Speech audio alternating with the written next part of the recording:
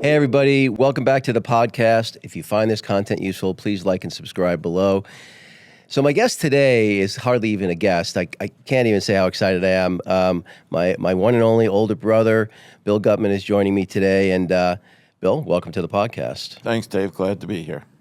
So obviously, we had talked about this. Actually, I think it was your idea to do a before and after podcast kind of on your weight loss journey. So this is the before, obviously, but I do want to, before we get into, kind of the journey you're on currently, I just thought for a couple of reasons. One, you probably have an interesting perspective on me that nobody else in the world has, being my brother, have known me my whole life. We'll talk a little bit about childhood, kind of our relationship, but maybe, kind of start back to how you think about, your childhood and growing up, and maybe how that shaped who you are now, who you are today. So in the early stages of my childhood, I would say I probably grew up, pretty much lower middle class. So, I was an only child to start, obviously, until about 3.5. We lived in Bayside, so it was a very small apartment. My dad was working all the time, and I was pretty much completely surrounded by my mother. However, we would frequently visit my grandparents, who spoiled the crap out of me. So Mom's parents. Yes.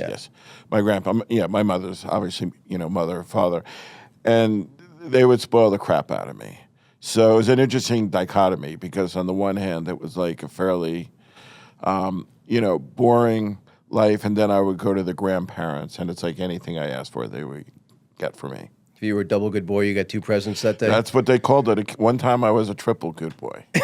So you get 3 presents. and literally anything I asked for. So, but then, I would go back to the apartment, and then it was like, the lower end quality of food, not a lot of bells and whistles for a young kid.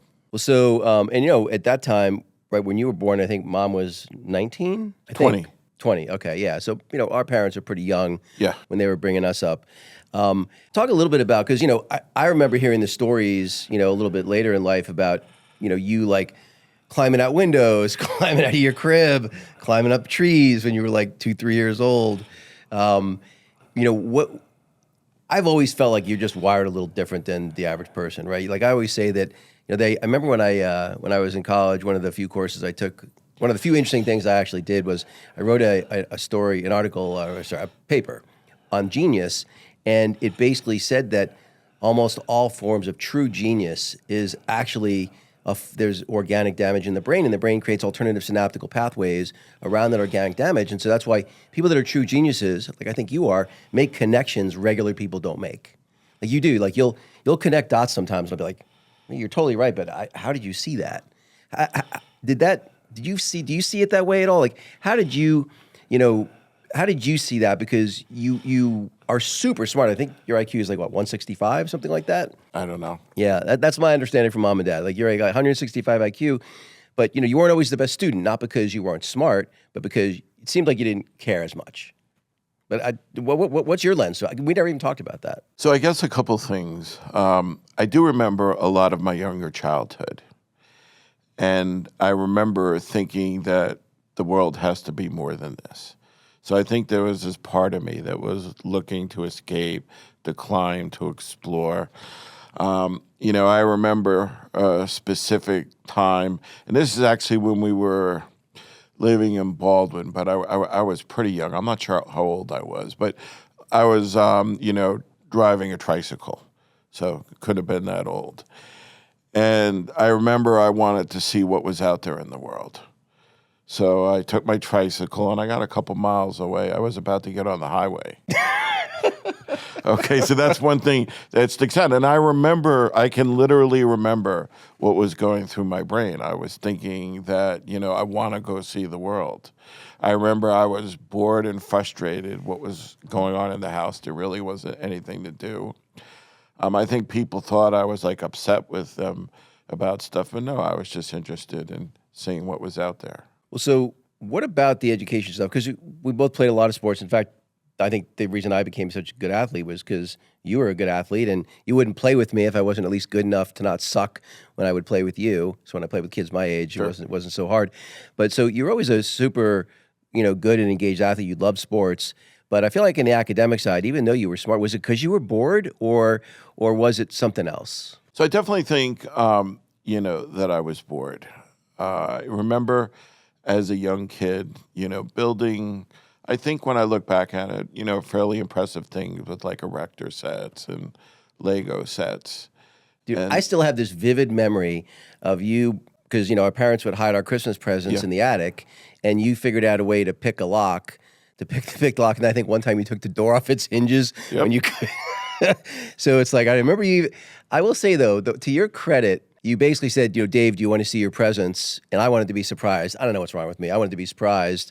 You wanted to intervene in case the presents they got weren't the ones you wanted. You wanted to like drop some hints. Yo, hey, mom and dad, I hope you got me this. That's at least how I saw it. But you at least were nice enough to not tell me what my presents were. And so at least mine were a surprise. I don't know if you remember that. I do actually. I do. I do vaguely remember that, which I thought was interesting. Well, But but the other thing too was you also. I remember. I don't even remember this part, but I specifically remember you broke the thing you were trying to pick the lock with, and it broke off inside the lock thing, and so you figured out how to make an electric magnet from a oh battery yeah, to help get the piece out, so that mom and dad wouldn't bust you. yes, I do Like you were remember. like 8. Like Yeah, I guess I was a creative kid, a little bit. Got into a lot of trouble too. Obviously, sometimes that creativity gets you into a lot of trouble. But I mean, I think from an academic perspective, and you probably see it more so today than ever. But if you really think about learning, there's a lot less doing storytelling, speaking from experience, as opposed to memorize this right. and do this. In a lot of cases, not really explaining some of the reasons behind things. I'll tell you a little story just about my daughter. I think it kind of ties into things a little bit. And fortunately, at 5 years old, she was able to digest this. But I remember where she wasn't too enthusiastic about her homework. And, granted, some homework you don't really need to worry about. There's certain skills in school that aren't important, but you do need to like add up numbers. And this is around adding and subtracting numbers. And we were talking one day, and I was like, okay, you remember our experience in Stop and Shop? Have you ever noticed how depressed and sad a lot of the people are that are working there? And she's like, yeah, Dad, I do. And she was a very precocious, smart young kid. And I'm like, the reason that I'm pushing you so hard is because I don't want you to be 20, 30, 40, and you're having to live that type of life, and you're sad all the time. And it's amazing, but that one little discussion made all the difference. There was a complete turnaround in terms of her focus and attention on school. So I remember you telling me that story, but I don't think mom and dad's conversation with you had that same impact. They might not have had that exact conversation, but you were, as I remember, you were grounded for most of your childhood. You would, of course, just climb out your window and escape anyway. Your privileges were always being taken away. I remember one time you almost hung the dog because you were trying to teach it how to stand on its hind legs. There was a gerbil incident. Oh, yeah, when I slept with the gerbil, yes, I remember that. So, I'm going to say something very positive about my parents, but I'll speak to what I think would have had a big impact on me that I think was lacking a little bit. So, first of all, they were very loving and kind. And, they give you the shirt off their back, if we ever needed anything. So, I mean, especially, as my dad's career evolved, I mean, I never lacked for much, as I grew older. And I appreciate it, to no ends. However, what I think there was a lack of focus, and I think this is very important with kids. I think there needs to be more of it in school. Not enough focus on the why, on really understanding, on how life works, on what's really important. As a matter of fact, one of the recommendations that you gave me, which will tie back to this, is, and this changed my life significantly, was you had said, Bill, you have to read this book, Atlas Shrugged. You have to read this book, Fountainhead. I think had I just read those books at a younger age, it would have, improved my life immeasurably. Okay, because a lot of the why and the understanding of how life works, and in my case, because I was reading at a very young age, I would have been very easily able to digest those books at a younger age. But there was not enough focus on the why and understanding on why you want to behave certain ways, why you want to, maybe focus your day and focus on certain things.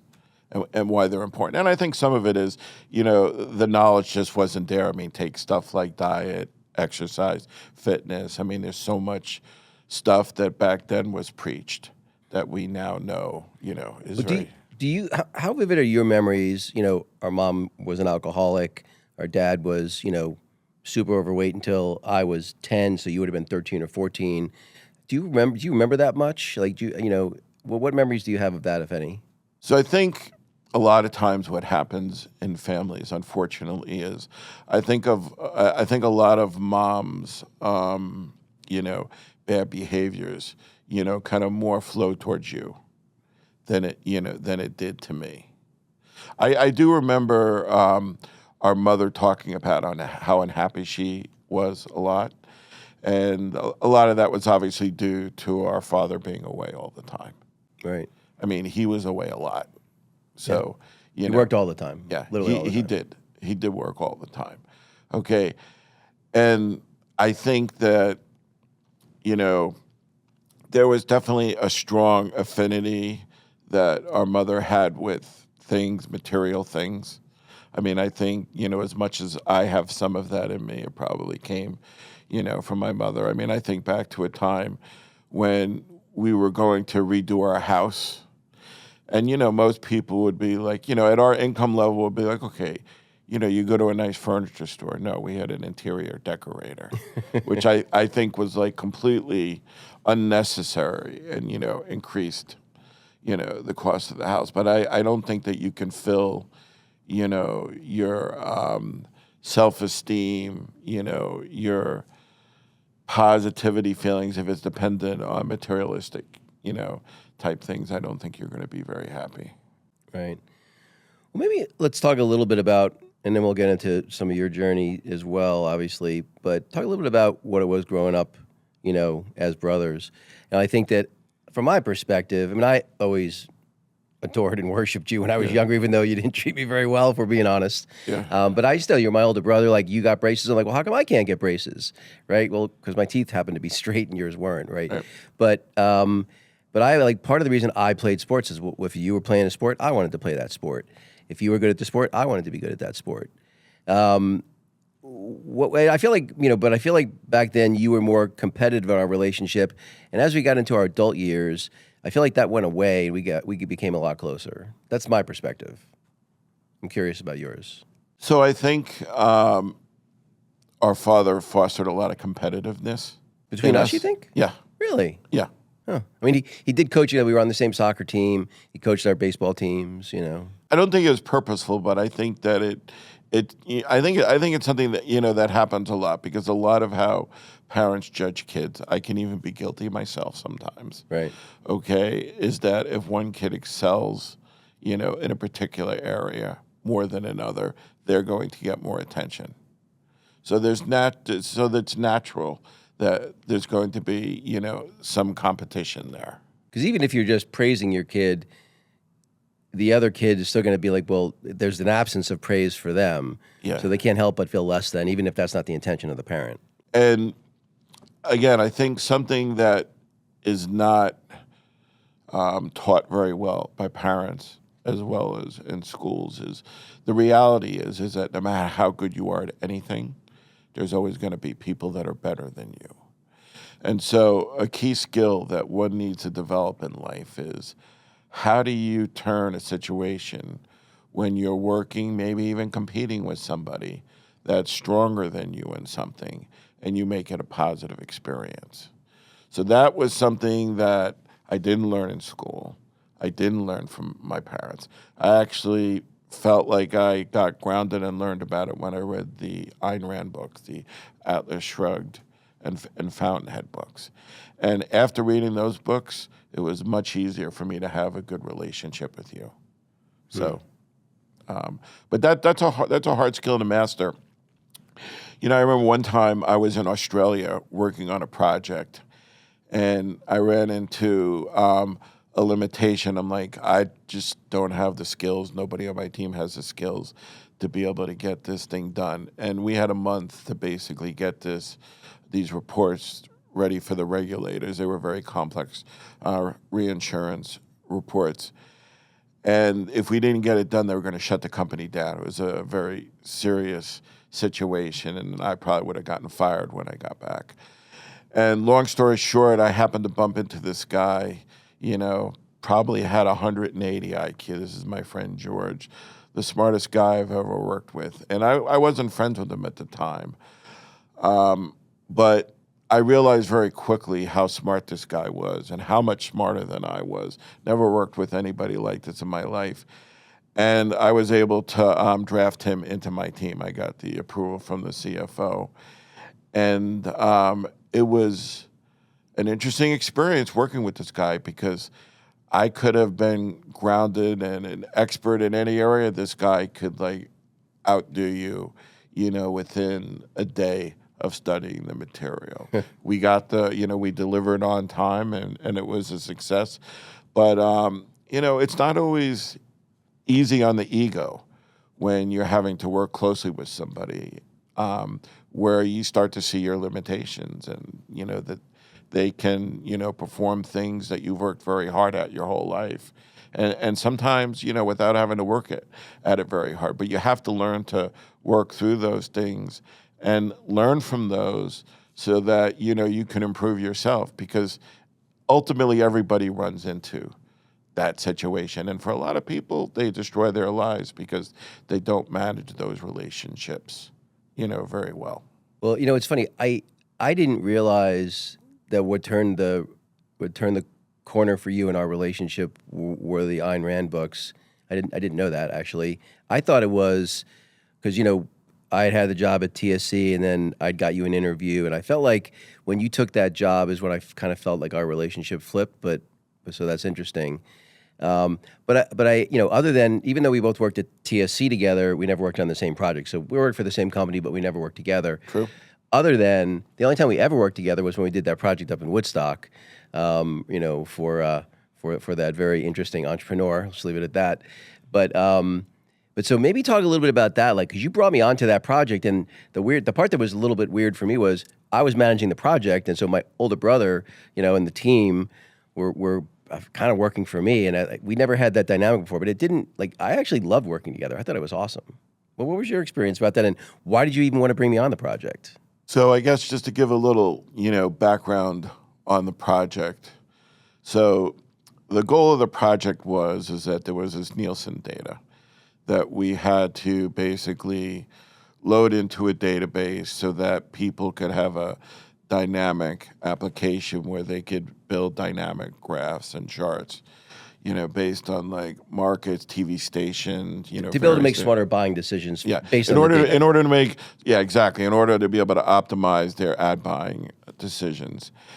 And it doesn't sound that complicated, but let's just say that when I started off the project, it was 2 trucks, I think, that came that dropped thousands of computer tapes in my living room. Me and my buddy. It was just a 2-person project, me and my partner at the time.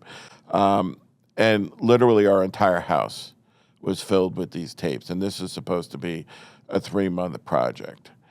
And I remember in the interview, it's like, look, you know, I've got this little, you know, tape machine, and I just need you to convert this data into a database and put this simple application together. Well, this was an extremely complex application with an ungodly amount of data. And, I realized that, This would have been in like 1995, 1996, something like that. 94, I think is when it started. Okay. Yeah, it started in like 1994. So databases were very different back then. There was no AI. Yeah. Absolutely. I mean, at the end of the day, when we were all done and dusted with this, we were in the hundreds of gigabytes, which back then, is, enormous. I mean, today even that's a, very large database. And, of course, this guy's expecting, instantaneous response. And I had managed, a lot of runaway projects, a lot of difficult clients, and I've never ran into a situation where I couldn't handle somebody. And in this case, where I was doing the development, managing the client, managing the sales, because I was not realizing when I took this project that he was going to be dragging me onto sales calls and that he was expecting marketing plans while I'm trying to develop stuff and, get the database working. So I'm like, well, the only person I can think of who can probably handle people better than myself is my brother. So that was part of why I brought you in. And I figured with your academic background that he might heed some respect to, your approach to marketing and sales. So that allowed me to focus on what I needed to. And I think that, you were brought in and you had the perfect skill set, I think, in terms of managing the customer of the project and how to market stuff. Yeah, that was a lot of fun. Didn't end great, but we had a good year or so there where man, he spent seven figures, right, easy on that project. Oh yeah, definitely multiple millions of dollars. But at the end of the day, and what I feel really good about is we built. System was cool as hell. Yeah, yes, it was an amazing system. We did. I mean, we got the data loaded. We ended up having to rent out a time sharing facility for it. But we were able to get the data loaded, the updates, updated quickly, and the system worked flawlessly. And I remember, what really stands out was that last week where you were doing your road show, right? With the studios in California. Right. And I remember thinking to myself, I can't let my brother down because we got to make sure that the software works. And somehow, in that last 7 days, we got the software to work. It did. It was an amazing system. And it was one of the coolest projects I've ever done. Yeah. Well, actually, we did work on one other project for those guys in North Carolina and Charlotte. Remember, we were there during 9/11 when the actual planes hit the. We played golf that day on 9/11. I don't know if you remember that. I do. It was Red something. Red F. Red F. Yeah. Yeah. I remember we were building that system to optimize, buyer decisions. Yeah. So they had a deal with Lending Tree, and so we called it Incension. It was like Incentive Engine. Yeah. And we were serving real time ads contextually. I mean, that system. It's too bad they decided not to build it. That system was so far ahead of its time. I mean, it was pretty cool. We were basically doing, database delivery of, persona-driven ads, basically, before anyone even knew about that. Yeah, I mean, that's one of those situations. We had a great gig. It was, we delivered the design, and I'm sure we would have moved on, with the next phase. But, unfortunately, 9/11 happened, and the entire, country went into, probably one of the worst recessions I've ever experienced. Yeah, it was definitely a mess. Well, so let's transition a little bit to, your own health journey. And, you were a terrific athlete growing up, really good soccer player in high school, probably could have played in college if you really wanted to. Talk about what that's like. Because I know from my own, journey, as an athlete, when you're younger, you attach your identity, at least I know I did, to being an athlete. Even though I went to good schools, I never thought of myself as like a student. I thought of myself as an athlete. And so when you get to that place, like I did, wrestling D1 and getting my head handed to me, like all of a sudden, I realized, oh, my identity, like I'm not that good. Like, yeah, in high school, but that's a whole different thing. And so the loss of that identity comes with, I don't know, I want to use the word suffering exactly, but there's that, okay, now I've got to create a new identity. What I eventually realized was maybe no identity is better. But maybe talking about your journey, because you were a great athlete and, then you got to a place where you've really struggled with your weight. Yes. So, I mean, obviously, when you're younger, there's a strong emphasis and motivation to stay fit so that you can be good in a particular sport. So, I mean, and just going through the, flow of, playing the sports day to day, that goes a long way, in terms of keeping you fit. And, when I was younger, I mean, it was baseball, soccer, a little bit of football, lacrosse, ice hockey, wrestling, tennis. I mean, you name it, golf, soccer, obviously. And you're right. I remember when I graduated, from high school, it was weird, that sports, kind of ended for me. And I think, what I probably regretted most, with sports ending is there was never anything I felt really big that I won. So, yeah, I mean, I got some trophies. I have some MVP trophies, from high school. I was voted best athlete, but I never felt like there was that championship thing that I really, wanted to win. I mean, we did have that undefeated team when we were young in soccer, but I'm saying as I got into more of a, older teenager.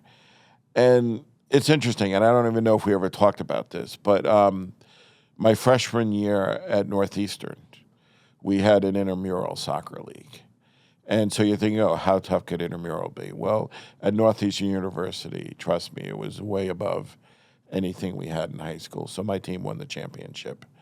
And I think after that, I felt pretty good about, saying goodbye to sports. But unfortunately, that's not always the best thing for your body. And, after that, I was pretty much, fully focused on my career.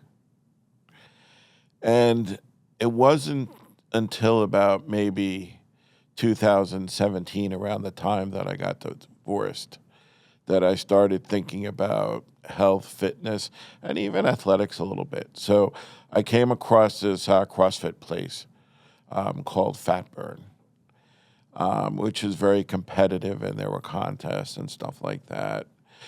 And I remember going in there really heavy. I mean, I started at about 290 pounds.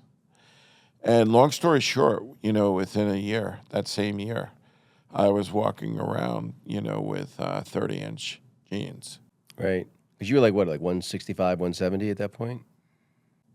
I'll say about 12.5% body fat, whatever weight that would be. Okay. But yeah, probably. So you lost over 100 pounds. Oh, yeah. Yeah. Oh, Well, yeah. that was the thing, when I was telling people I was moving out here, and we'll get into that, how much weight you had to lose. Yeah, part of why I felt, optimistic for you was you've done it before. You know how to lose the weight. It really is about the process and making sure that you've got, you're not distracted and, there's accountability and stuff like that.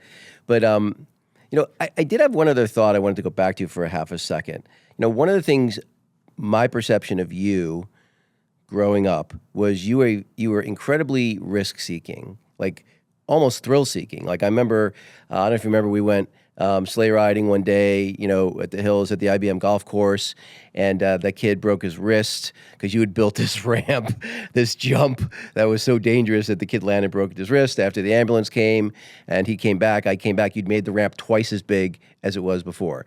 You were always doing risky shit all the time. And so it's interesting, and I felt like I was the more, I was less risk-seeking than you, especially less thrill-seeking. And, so it seems like you would have been more likely to go into entrepreneurship and just do something purely entrepreneurial. But other than doing consulting work, which is a version of that, I guess, you've been more in the corporate jobs for quite a while. Well, why do you think that is? So one tiny little correction about me being more risk-taking than you. Yeah. Because I'm going to turn that on you a little bit. Sure. So you remember the last time we went skiing? Yeah. So we went skiing in Val. A lot of that time was on double diamonds. Right. Okay. But there was one run we went on that there was a crap load of trees, and I actually picked up my skis. You didn't. You may not remember that, but I do. Oh, no, I'm not saying I've never taken risks. I'm just saying. So Yeah. in that one case, Right. you were more of a risk taker than I was. But anyway, back to the, corporate jobs. So I think what really changed things for me was getting married. Okay. I was almost browbeat into having to take a corporate job. Well, actually, that makes a lot of sense. You're right, because you were doing independent consulting for quite a few years. Even right? even when I was initially, started, my marriage, and Right. and it was just, relentless, pressure, and you have to understand. So it was right after 9/11. Finances were terrible. I had just bought my first house. I just had a kid. I went like 10 months, without a job, and I had to, relent that. Okay, maybe I need to, take a more, secure approach. To me, it seemed like a lot had changed with consulting. I think a lot of it had to do with regulatory changes where companies were, handled their consulting procurement a lot different. Whereas before, I remember just being able to go up to a company or call somebody and, be able to get an engagement. And now it's like you have to be on the preferred vendor list. Right. And so now you're working through a third party. And, obviously with, all the pressure from my ex-wife at the time, I relented. And, I took a... That makes more sense. Yeah.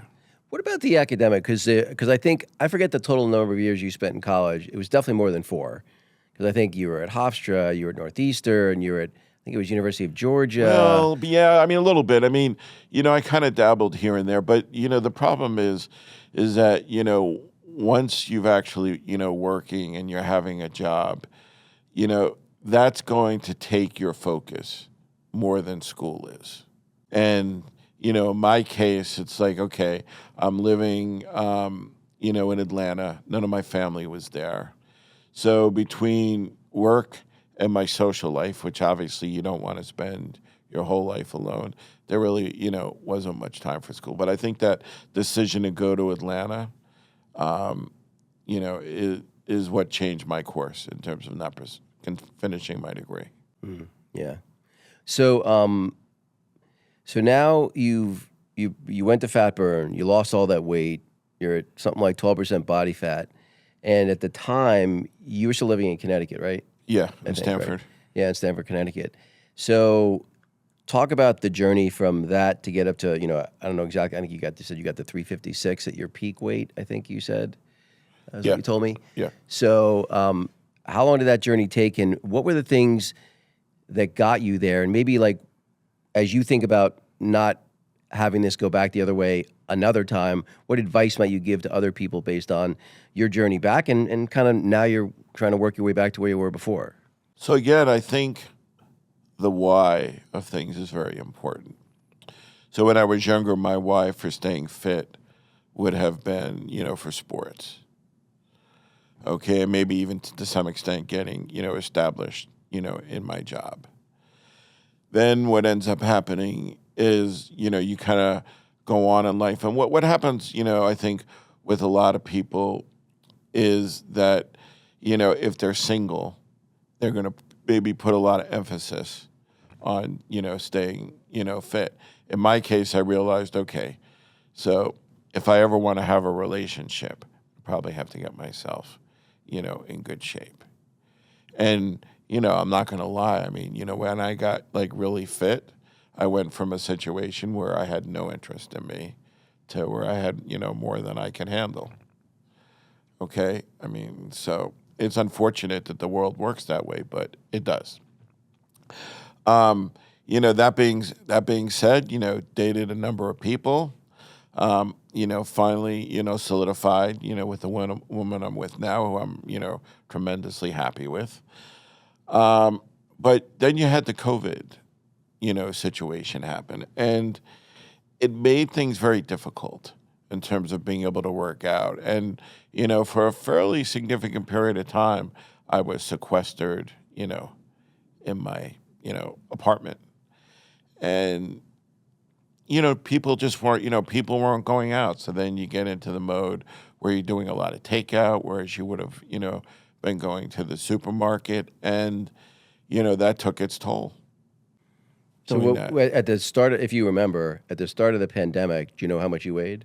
I know that I'm gonna go back to the point, which I think it was around like mid-March of 2018, I think is when it was. Okay. If I'm not mistaken. Or I'm just trying to think. Was it? Yeah, that sounds right. 7 years ago sounds about right. Yeah. And that's when, the company said, look, we can't take our chances anymore. Everybody needs to immediately start working from home. Take your equipment home. Okay, so that would have been the starting point. And so that combined with the fact that my job at work got 10 times more difficult, because at the time I was managing one of the teams I was managing was the service center. And I was also put in charge with my boss for managing the switchover from everybody working in the office to everybody working from home. And this is for Genready. How many employees? Between consultants and employees, there's like 4,000. Wow. So wait, you're in charge of getting everyone to work remote in a 4,000 person company. Well, my boss and I had the responsibility for managing the coordination for that, and managing the service center. Everything that every frustration that everybody was having, was coming into my team. Got it. Plus, you're also managing teams in different continents too, right? So you've got time zone challenges there as well. Yeah, well, a lot of my team was working out of India. You had a team in Germany too, didn't you? I recall. I did. I mean, so depending on the point in time, now I have teams in like 5 time zones. But yeah, I think there was somebody working in Germany for me at the time. So talk about again. And the reason I want to have this part of the conversation is, I think that because I already know you, right? I know that you've done it once. I know you can do it again, and it's going to be inspiring to people when we do the after version of this podcast. It'll be useful for people to be able to reflect back and listen to both podcasts. Talk a little bit about sort of what happened for you to, say, okay, I have to do something. It's not about I want to do something. I have to do something now. Help me understand when that switch got flipped for you. So right now? Yeah. For this timeline, for you to be like, okay, now I've got to do something. So, some people who are, really out of shape will recognize this, and then obviously people that are, more in shape may not. But, as you get older, as you get more out of shape, Because you're turning 63 in December. Yes. Yeah. Okay, things will, start to happen that are really, untenable to deal with. So things like, oh, I'm going to get up, I'm going to walk up the stairs, and, you're breathing super heavy, or even getting up the stairs is really difficult. Right. Okay, who wants to live like that? Or, you just want to go shopping in a supermarket, and, it's hard to navigate around. Maybe you want to play, tennis or golf with your family. You probably remember this, but I remember when we were at an event in Arizona. I'm trying to remember what it was. Was it Dad's birthday or yours? Yeah, I think it was. I think it was our dad's. What was it? Is his 80th birthday? I think it was his 80th birthday. Yeah. And we were at this resort, and I remember first we were going to play tennis, Right. and then we were going to play golf. Right. And I'm a pretty good tennis player. I mean, I have an 85-mile-an-hour serve. That was, during my CrossFit days, which wasn't that long ago. And, I'm a decent golfer. And I remember when we were on the court, and I'm like, I kept missing the ball. Right. I'm like, this is not possible. Right? You were a hell of a tennis player and a hell of a golfer, actually, growing up. Right. Yeah. And, and I remember, a number of times, I'm like, I can't believe it. I keep missing the ball. I mean, I literally can't function, on the tennis court. And so, it was experiences, like that. But that was 3 years ago. Yeah, no, it was. Yeah. No, it was. And I think the other thing that changed, and don't get me wrong, I have a brutal job. Okay, my job, requires 12, 13 hours during the week, sometimes work during the week, and I get calls, at all times. But I felt like I was able to get to a certain point of kind of catch up on my job so that I could, now really start focusing, on my fitness and my health. So I've kind of had to switch those priorities. I'm still working really hard at my job, but I realized that, if I let this get a little bit further, and also worth mentioning are the blood work that I recently had done, and I've shared that with you. Yeah. Those numbers were not great. And I felt like if I don't do something soon, I'm going to be at the point of no return where I'm going to be having to, address these challenges in a hospital versus, Right.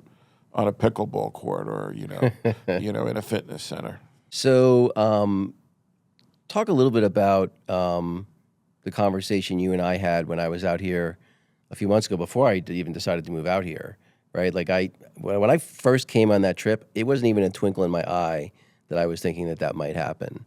You know, talk about that conversation. Was that because when you and I met that day at Topgolf? I don't know if you remember that conversation we had, but I do. before I was going to move out, I was like, I did want to make sure that you were clear-eyed about how you got to where you were, what it was going to take. And I will say the one thing that I saw for the first time was it wasn't just aspirational, yeah, I want to be healthy and fit just so my life doesn't suck. Yeah. But it was like, for the first time, I saw a little bit of fear, which I don't know, it seemed like that would be helpful to be, like you said, you'd rather deal with it at the gym or the pickleball court than the hospital. But maybe talk a little bit about how you felt about that conversation. Because I love you, bro. And I never want to make you feel anything other than, good about yourself. But I know it must be hard. I don't know. How was that conversation for you? So, I mean, it definitely, I think, grounded me a little more. I was touched because I could tell, that you really care. I kind of have an interesting feeling about that. Like, dying is not something that scares me, with the exception of the people I'm leaving behind. Right. That being said, I have a great life. Okay. But a lot of people rely on you. Yeah. But I do have a great life. I mean, I have good friends, good family. My partner is, beyond awesome. And every day, when we go to bed together, I'm like thankful that I have such a precious person in my life. But that being said, as you get older, okay, for me, I feel like, my fear has gone down, except for the fact that there are people depending on me. And so the thought of dying and not knowing that everybody's taken care of, yes, that is a huge concern. And I don't want to let those people down. So maybe let's talk a little bit about some of the progress you've made. I mean, I have to say, too, like the fact that you decided to do the Stretch Labs things, like that wouldn't have even occurred to me. But maybe talk about, once you made that decision, kind of the plan you put in place, because even before I got out here, you'd lost some weight. Yeah, so I think a lot of things that people don't realize is a lot of what holds people back from getting fit again. And I learned this a bit, when I went through my first journey at Fat Burn, is people that are heavy, especially if they're older, are going to have mobility issues. And so if it hurts to move around, okay, if it's uncomfortable to move around, then you're sure as hell not going to want to go to the gym.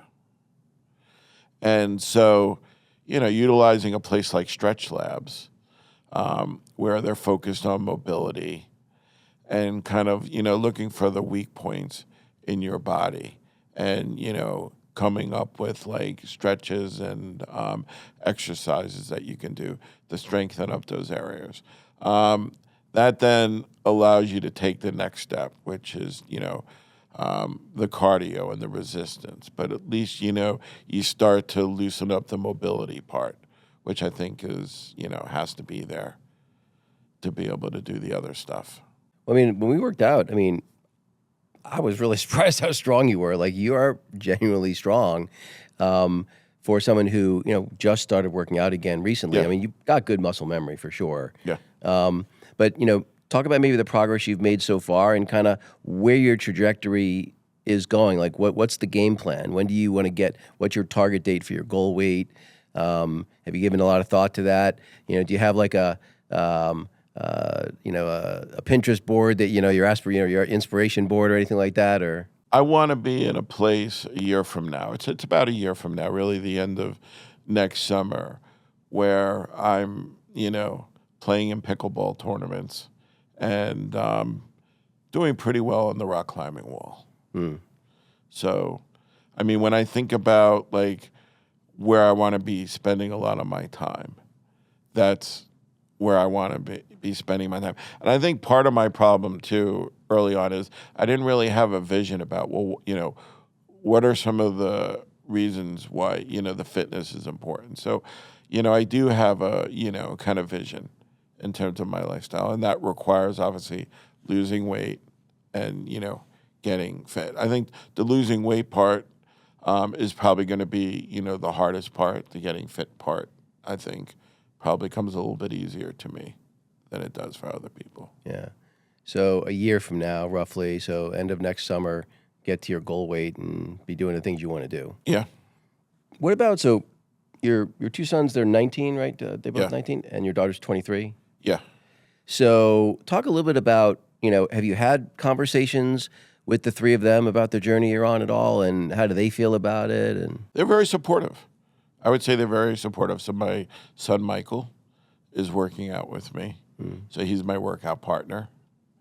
There are a few challenges there because I think he's needs to be a little bit harder on himself than he is. I'm hitting the gym more than he is. Usually there's soreness or an injury or whatever. Right. So, I'm working on toughening him up a little bit more. But yeah. And, the other day when we went to play pickleball, Nick was right in there. My daughter's very supportive. So, yeah, I have a very, supportive family. And I mean, to some extent, I think my family also fears for what life would be like if I'm not around. And again, it's not just, the financial, part of it, but, most of the structure that flows into that house, which makes it run very effective, is by myself and, Spring. yeah. So, What do you think is going to be the most difficult part? I would assume it's the food part is the most difficult part, but I want to hear it from you directly. And then how are you managing that most difficult part? So I think a couple of things. This might surprise you a bit, but this is actually something that I called out on a podcast I did with my CrossFit. A lot of it is sleep, because if the regular quality sleep is there, that then usually flows into, a very productive day. You tend to be less driven, to want to eat the stuff that you, shouldn't be eating. Yeah, I know that I had when I went to this Brian Johnson conference and a couple of other wellness biohacking conferences, and they all said the same thing too, which was if you asked me to prioritize diet, sleep, and exercise, I think I would have put exercise first. I would have put diet second and sleep last, and it's flipped. Yeah, it really is, which surprised me. Yeah, well, it's definitely sleep, and then the other part is about managing stress. And that's a tough one because there's always stuff that comes up. Things break down that you don't expect to. Issues with financial institutions. In your case, an HOA that's on steroids. There's always like unexpected things that are sinkholes, for your time and add stress. And I'm getting much better at that, but I still need to improve some in that area. And so when you think about you know, so it sounds like you've got a fairly clear vision for where you're going to be in 1 year. Yeah. When you think, when you think more like 5 years, 10 years down the road, do you have any vision for that, or you're like, you know what? Let me get to the 1 year mark, and then I'll reassess. So I have a 7-year, kind of rough sketch in my mind that I want to basically, if I want, be able to retire at 70. Okay. And, part of how I came up with that number is that's when I'll maximize my Social Security. I'll have a very good income, but it's not going to be enough for me to live the type of life that I want. So I'm going to need to find out, some residual incomes. I mean, my intent is to stay with my company, for another 7 years if possible, but I don't see it going beyond that. Got it. And are you documenting your journey at all, other than what we're doing here? So it's interesting that you were saying that. I was thinking about doing that and how I want to do that, and I think I've come up with a pretty good way to do it that's going to make it actually very easy. So are you familiar with the Applaud device? Applaud? Yeah. I think that's is that the device that hangs around your Yeah, neck? it's like a little pin. You press it. Right. So I'm going to start using that to do like a daily log of my day. And what's nice is it generates a transcription. So that way I'll have a audio log as well as a transcription of my day. So I'm going to start doing that. And as we're talking, I'll start sharing that with you. Oh, I'd love that. Yeah. Yeah, I'd love that. Yeah. So if you're going to think of the three things that you think are going to make this journey the most difficult, what are those three things, and how are you tackling them? So one is my job. Right. So my plan, in terms of my job, is that I'm going to delegate more, and I'm going to hold other people accountable. One weakness, and even my boss would point this out, is he says sometimes you compensate for people too much. Right. You need to let people fail. So that's one change that I'm going to be focused on very hard for the next year. And I'll probably make my boss very happy. When you think about something like that, though, do you have you put a timeline in place, like by this date I'm going to be holding these people accountable in this way, or is it more of a, kind of? I would say there's already been a strong, right, move in that direction. Got it. All right, what's challenge number 2, and how are you going to tackle that one? So I would say, challenge number 2 is just consistently getting enough sleep. Okay. And I think you just probably have a follow-up conversation with Spring, and she'll be kicking my ass every day. I mean, She's pretty good about that, but sometimes I push her away, and that's usually when I get in trouble for the week. Right. So that's number 2. What time do you try to get to bed by?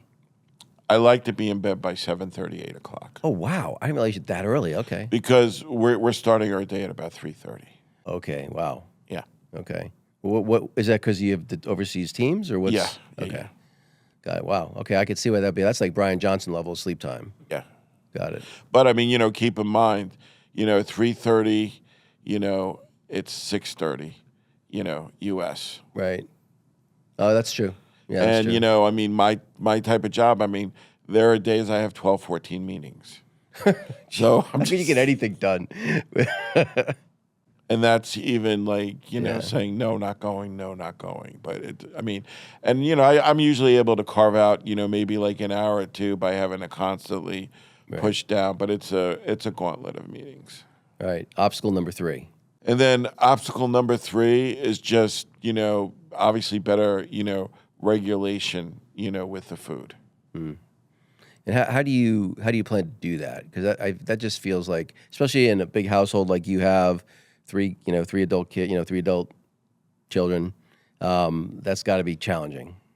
No, I don't think that's the challenging part. I think the challenging part is going to be less going out to eat. Oh, okay. I think if, I reduce the takeout into going out to eat, I think, that kind of forces me to stay on my road plan. I'm not saying not ever do that, but I'm saying, really minimize. And I think what I haven't done, and I'm kind of thinking out loud now, is realistically, yes, you're going to have some social, going out and stuff like that. But I think I probably need to have it like planned out. So I think maybe just planning out when that's going to happen, as opposed to it being more of a spontaneous, event.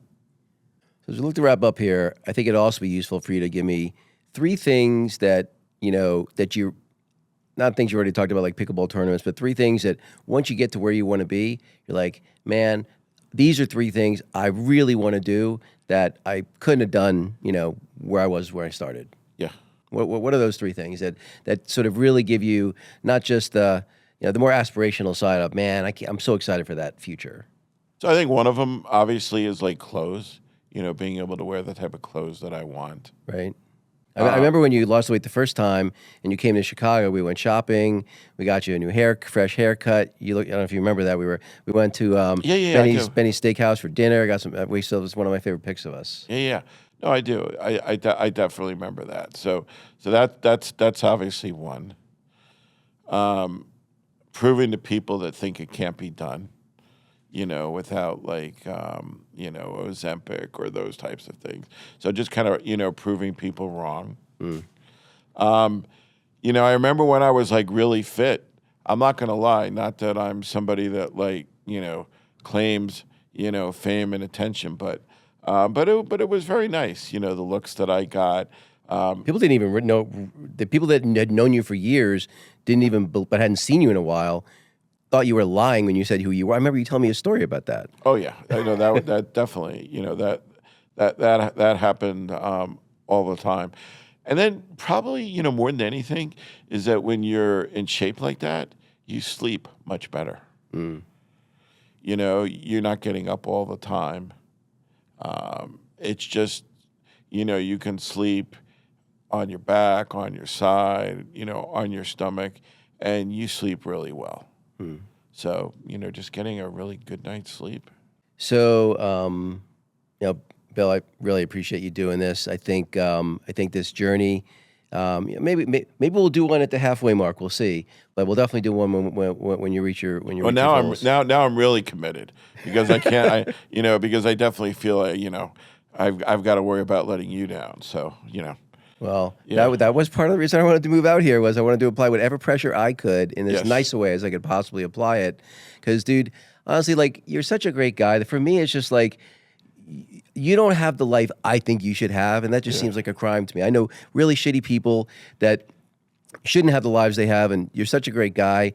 I want it for you more than anybody. Yeah, and I think my kids, at least my boys especially, are going to need me around for a little longer. Yeah. So, yeah, absolutely. Oh, Bill. I'm motivated. Thanks again for coming on. Yep. Thanks for having me, Dave. Yeah.